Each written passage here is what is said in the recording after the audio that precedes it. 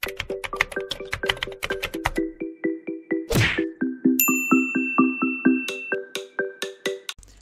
kita masuk ke materinya.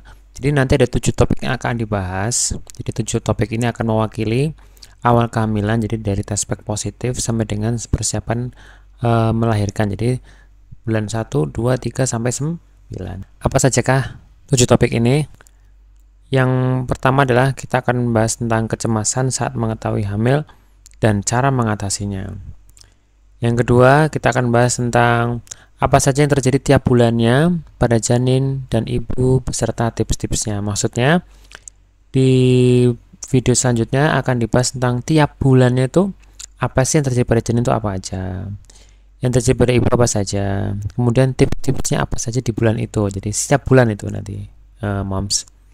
Yang ketiga, kita akan bahas tentang mengenali keluhan yang sering terjadi selama kehamilan.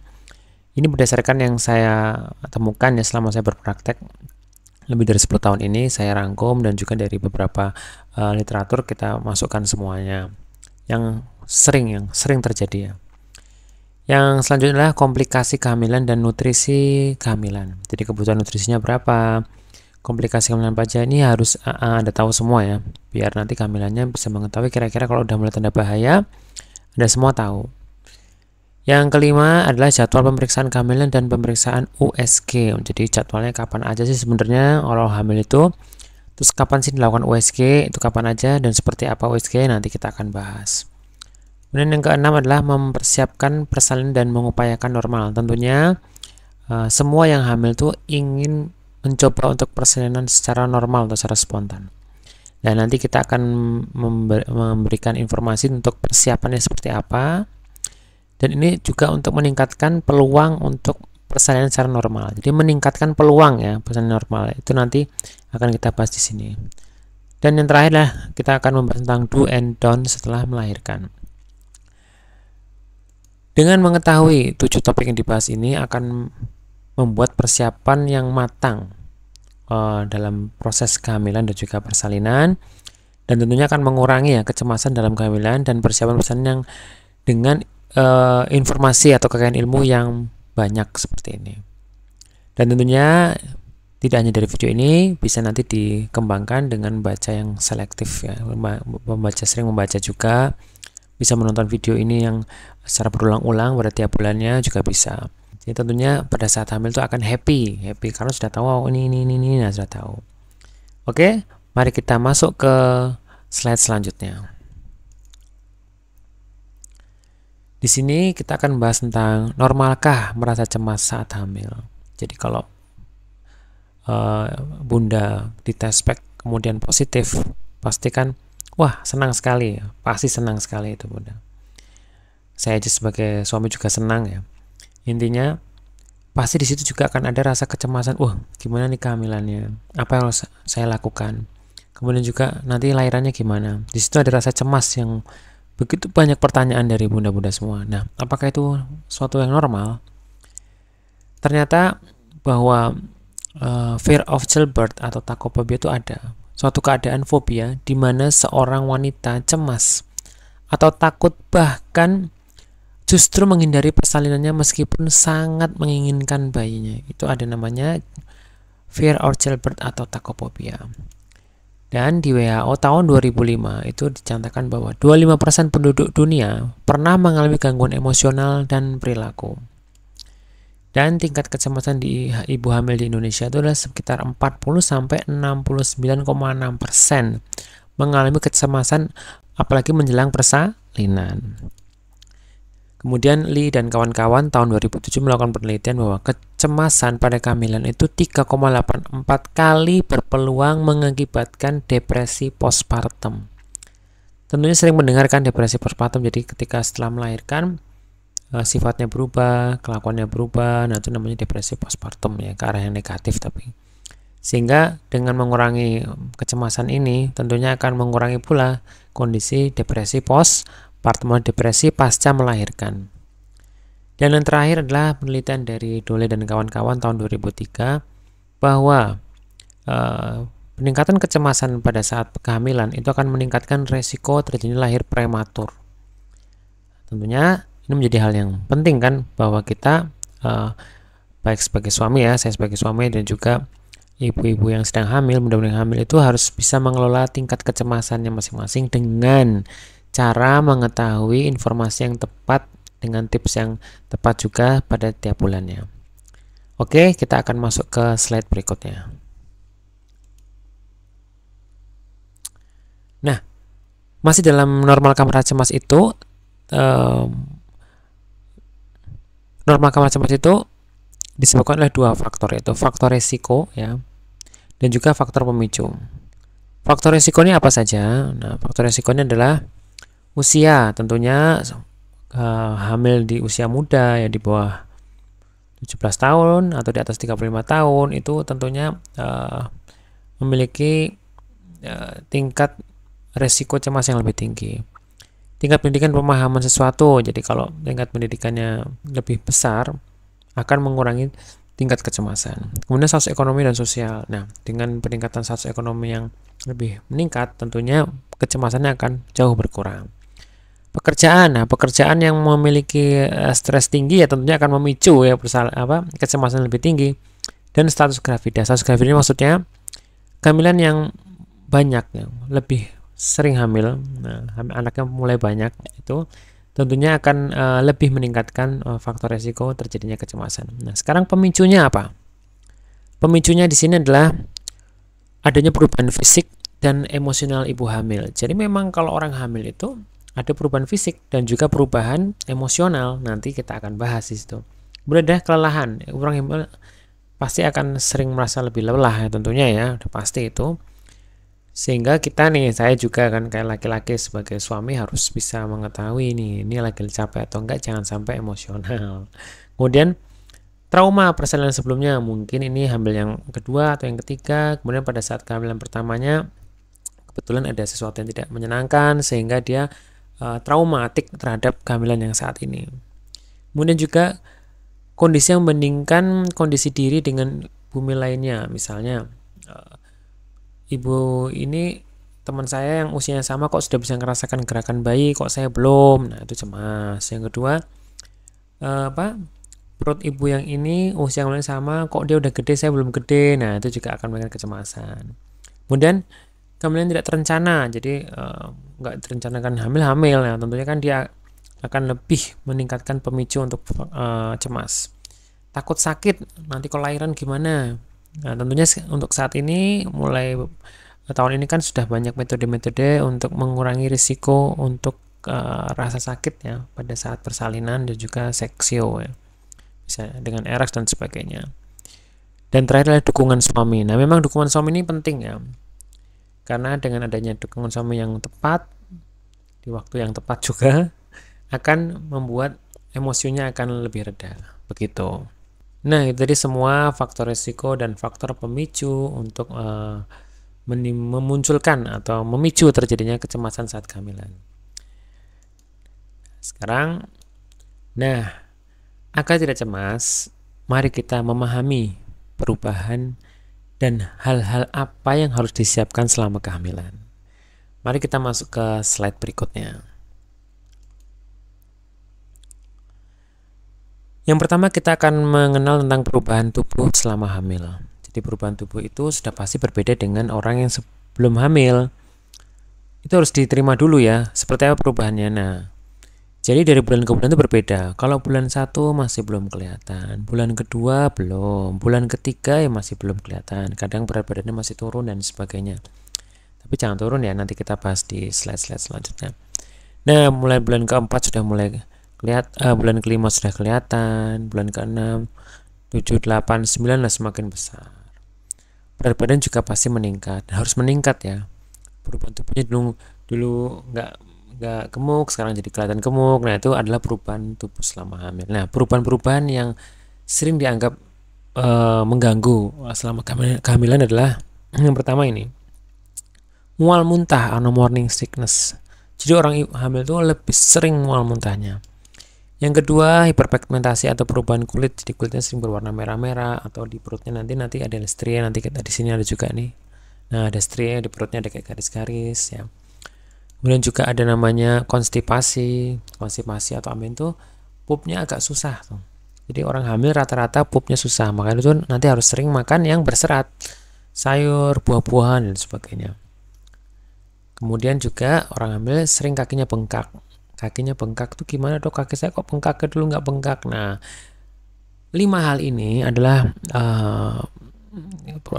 perubahan atau juga hal-hal yang sering diungkapkan di kehamilan selama ibu hamil. Kita akan bahas ini secara terperinci di slide-slide berikutnya di kondisi tiap bulannya. Tapi Anda perlu tahu bahwa mual muntah, hiperpigmentasi, stray, konstipasi, ambeien itu adalah lumrah pada saat hamil. Oke.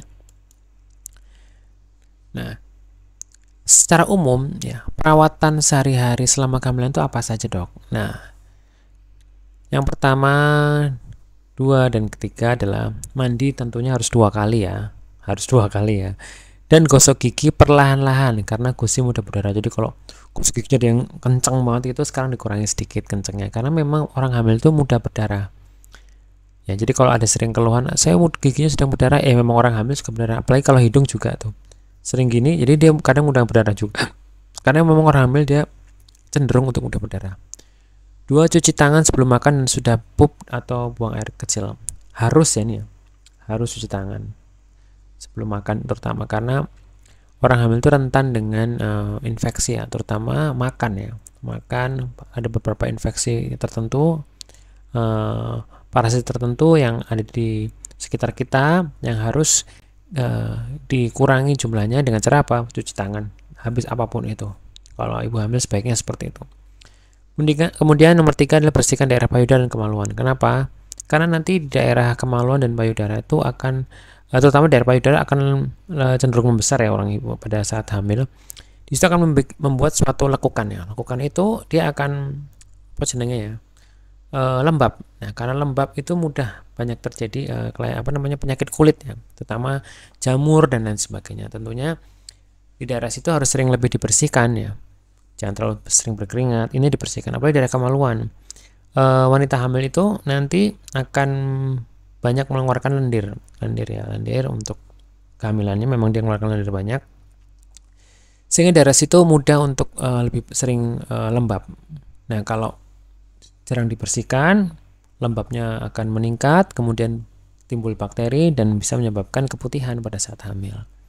Oke ya, selanjutnya kita akan ke 4, 5, 6 ini adalah ganti celana dalam setiap hari ya. Ganti celana dalam atau sehari 2 kali ganti celana dalam, wajib ya. Kita sebagai suami juga memprovide untuk celana dalam, sehingga ibu-ibu yang hamil juga harus tuh ganti celana dalamnya setelah mandi atau apa, kalau basah atau lembab. Ternyata kok lembab banget ini ya, ganti. Untuk keringat sekali ya, ganti ya. 5, periksa gigi dan fasilitas kesehatan selama kehamilan.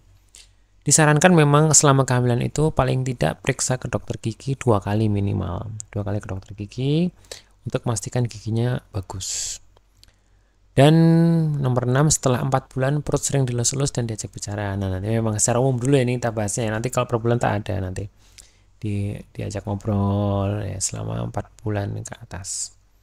Terus selanjutnya nomor 7 adalah boleh melakukan hubungan suami istri, tapi konsultasikan dulu ke petugas kesehatan. Jadi boleh tuh hubungan suami istri itu boleh, tapi nanti lihat-lihat kondisi juga dan sebaiknya dikonsultasikan dulu ke dokter kandungan apakah ini boleh atau tidak. Nomor 8, kurangi kerja berat. Ya, sudah pasti ya, jangan yang angkat-angkat berat terutama. Nomor 9 adalah jika banyak nyamuk di daerah banyak nyamuk atau serangga, jangan sering pakai semprotan kimiawi ya. Sarannya itu. Kalau memang daerahnya banyak nyamuk, kalau cuma sekali ya enggak apa-apa. Tapi kalau misalnya di daerah yang memang banyak serangga, nyamuk, sarannya pakai kelambu. Jadi mengurangi kontak dengan kimia itu lebih sedikit gitu. Jelas ya, Bu? Udah. Nomor 10 adalah tanyakan ke petugas tentang kesehatan makanan yang bergizi. Walaupun di sini juga nanti dibahas, tapi tetap di sana itu ketika Anda kontrol atau ke petugas kesehatan, tanyakan kira-kira makanan ini bagaimana ya untuk saya. Nah, gitu-gitu. Terus yang 11 adalah istirahat yang cukup. Sudah pasti ya, tidak boleh sering begadang. Nomor 12 usahakan tidur malam paling sedikit 6-7 malam, siang berbaring 1-2 jam. Nih sebaiknya diusahakan ya, dan terutama tidur. Tidur itu penting sekali untuk ibu hamil. Dan juga dia bisa mengurangi stres ya. 13, posisi tidur sebaiknya miring ke kiri lebih banyak. Memang kalau miring ke kiri itu sangat disarankan, dan sebaiknya pada saat hamil itu lebih sering miring ke kiri. Nah, ada bantal. Nah, disarankan memang nah pada beberapa ibu hamil itu susah tuh kalau miring kanan kiri bolak-balik. Nah, kan susah ya namanya lagi hamil memfokuskan di posisi tertentu. Nah, bisa saya sarankan untuk membeli bantal letter U tuh. Seperti ini bentuknya. Kalau Anda bingung mau beli di mana, bisa klik di link di bawah di video ini ya. Itu ada linknya, tinggal diklik, nanti silahkan beli di situ. Bentuknya U. Jadi itu mempertahankan posisi agar tidak kemana-mana nih posisi tidurnya, tidak terlentang tiba-tiba saat bangun kok terlentang ini gimana bayinya. Nah kayak gitu-gitu kan biasanya kan overthinking seperti itu ibu-ibu. Nah bisa membeli ini di bawah link di bawah ini, sudah saya sediakan linknya. Oke, kembali lagi, jadi memang disarankan untuk lebih banyak miring ke kiri ya ibu-ibu, atau nanti kalau misalnya angel pakai bantal gini diposisikan biar tetap miring ke kiri pada saat tidur lebih banyak. Dan yang nomor 14 adalah jangan lupa untuk banyak berdoa.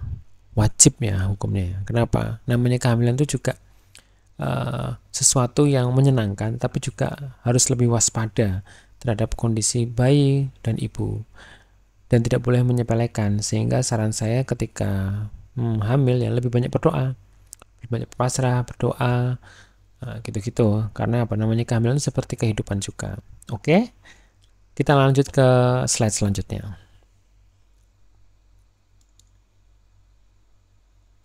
Nah, yang harus dihindari ibu selama kehamilan itu apa saja sih?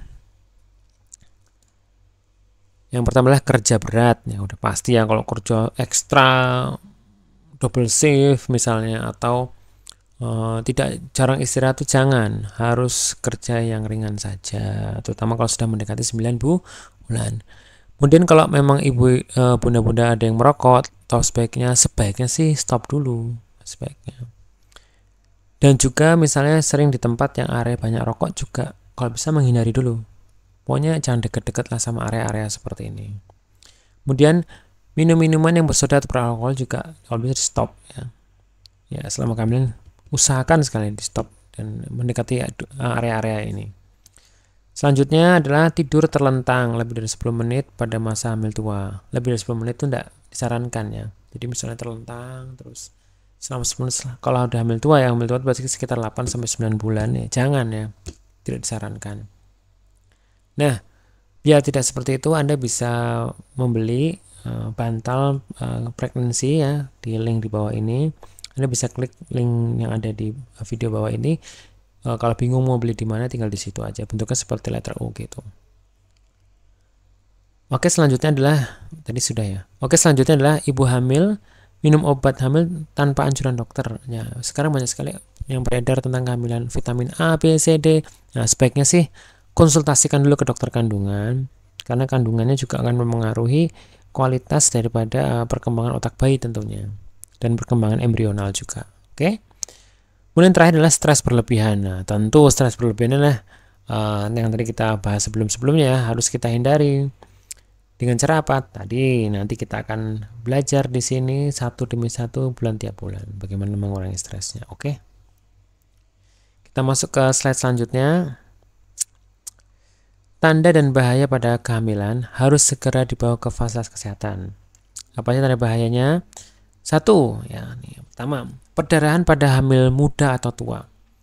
Jadi kalau lagi hamil trimester 1 terus ada flek, itu bukan biasa. Harus langsung ke pusat kesehatan. Jadi jangan disepelekan untuk hal-hal yang cuman flek doang nih, nggak bisa ya. Harus langsung ke dokter kan, dengan atau pusat kesehatan. Kemudian di masa tua, kehamilan tua, misalnya kehamilan di atas 7 bulan ada flek, darah, ngeflek aja ya, langsung ke dokter kandungan untuk dipastikan letak plasenta. Kalau trimester 1 memang ada beberapa kemungkinan ya, tapi kalau udah di atas 7 bulan atau 6 bulan itu kita sudah mencurigai letak plasenta, karena kalau ada letak plasenta tertentu, tentunya edukasinya berbeda dengan plasenta yang letaknya bagus ya. Jelas ya. Jadi kalau ada perdarahan, segera ke pusat kesehatan, tidak boleh disepelekan. Yang kedua adalah pandangan mata kabur. Saya kok misalnya ini ya, saya selama kehamilan tuh nggak pernah matanya kabur, kok sekarang kabur ya. Nah, ada perasaan seperti itu, pandangan kok kayak membuyar gitu, langsung ke dokter kandungan atau ke pusat kesehatan, wajib ya. Yang ketiga adalah nyeri hebat pada ulu hati. Nah, memang ini agak sulit dibedakan dengan nyeri saat mah itu loh. Sakit mah, sakit lambung itu suka dibedakan. Prinsipnya kalau ada nyeri hebat sekali di tengah-tengah sini, di ujung sini, dan kira-kira jenengan makannya teratur, Anda makan teratur, bagus, tapi kok nyeri sekali ya daerah tengah-tengah ulu hati ini, itu tidak boleh disepelekan ya, dipastikan dulu nyerinya betul dari lambung atau bukan. Silahkan ke pusat kesehatan atau ke dokter kandungan, segera ya, jangan ditunda kalau seperti itu. Yang keempat adalah bengkak di kaki dan bagian lain, merupakan salah satu tanda preeklamsi. Jadi bengkak awal tuh di kaki, kemudian kok di tangan saya juga bengkak ya, pipi saya juga bengkak misalnya gitu. Itu kalau ada yang bilang oh itu karena kehamilan, bukan ya. Kalau hanya yang biasa memang bengkaknya hanya kaki masih oke. Tapi kalau bengkaknya seluruh tubuh, tangan bengkak ikut bengkak, kaki ikut bengkak, tangan ikut bengkak, wajah ikut bengkak, itu adalah salah satu tanda preeklamsi. Ini berbahaya ya bunda-bunda. Jadi kalau ada seperti ini, bengkak selain di kaki, langsung ke pusat kesehatan atau ke dokter kandungan. Oke, udah jelas ya. Kita ke selanjutnya adalah demam yang tinggi sekali. Kalau ibu hamil demam, wah ini nggak apa-apa nih demam, kasih obat aja nanti turun demamnya. Kalau tinggi sekali ya, langsung ke pusat kesehatan ya, jangan disepelekan kalau tinggi sekali. Kemudian keluar air ketuban sebelum pada waktunya. Nah ini tanda-tandanya itu seperti ini. Keluar air ketuban itu saya tidak pipis ya, tapi kok celananya basah ya. Nah itu kalau ada perasaan seperti itu, langsung ke pusat kesehatan atau ke dokter kandungan untuk dipastikan apa ini ketuban atau memang air kencing. Jelas ya. Jadi kalau saya tidak pipis kok celananya basah ya, nah itu ada perasaan seperti itu dalam hati, langsung ke pusat kesehatan.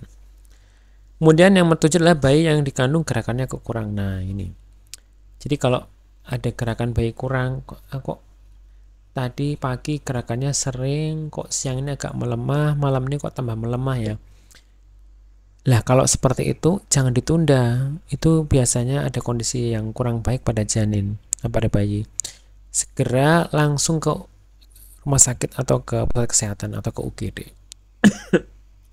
Jadi kalau ada gerakan berkurang, jangan besok deh saya ke poliklinik, jangan, tapi langsung malam itu juga ke UGD atau ke pusat kesehatan, atau saat itu juga yang buka langsung dipastikan dulu denyut jantung bayinya.